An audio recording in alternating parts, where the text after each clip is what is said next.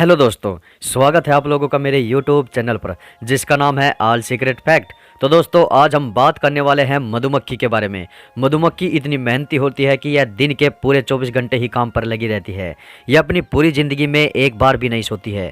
मधुमक्खी शहद की एक एक बूंद के लिए दूर दूर तक चली जाती है। दोस्तों हमें शहद बड़ी ही आसानी से मिल जाता है, लेकिन क्या दोस्तों आप जानते हैं इस शहद को बनाने के लिए मधुमक्खी की कई पीढ़ियों का पूरा जीवन लग जाता है।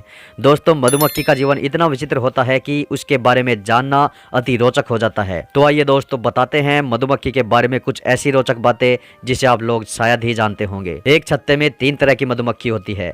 मादा मधुमक्खी यानी कि जो शहद लाने का काम करती है, उनकी संख्या 30,000 से 60,000 तक की होती है।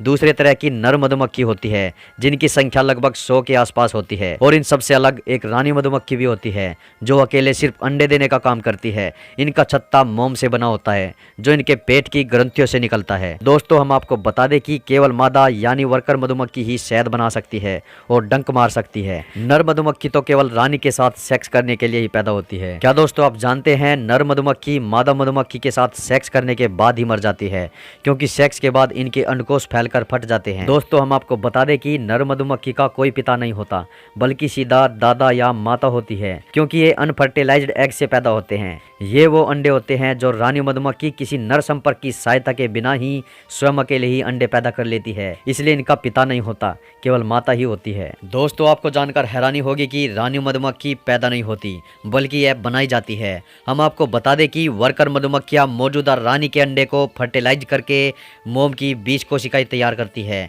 फिर युवा नर्स मधुमक्खियां रानी के लार्वा से तैयार एक विशेष भोजन जिसे रॉयल जेली कहा जाता है, उसकी मदद से मोम के अंदर कोशिकाएं निर्मित करती है। यह प्रक्रिया तब तक जारी रहती है जब तक कोशिकाओं की लंबाई 25 mm तक न हो जाए। निर्माण की प्रक्रिया के 9 दिन बाद ये कोशिकाएं मोम की परत से पूरी तरह ढक दी जाती है। आगे चलकर इसी से रानी मधुमक्खी तैयार होती है। यह 3 या 4 दिन के होते ही सेक्स करने के लायक हो जाती है। ये नर मधुमक्खी को आकर्षित करने के लिए हवा में फेरोमोन नाम का केमिकल छोड़ती है, जिससे नर आकर्षित हो जाता है। रानी मधुमक्खी की उम्र 3 साल तक की हो सकती है। यह पूरे छत्ते की अकेली ऐसी मेंबर है जो अंडे पैदा करती है। यह जिंदगी में एक ही बार सेक्स करती है और अपने अंदर इतना स्पर्म इकट्ठा कर लेती है कि फिर उसी से पूरी जिंदगी अंडे देती है।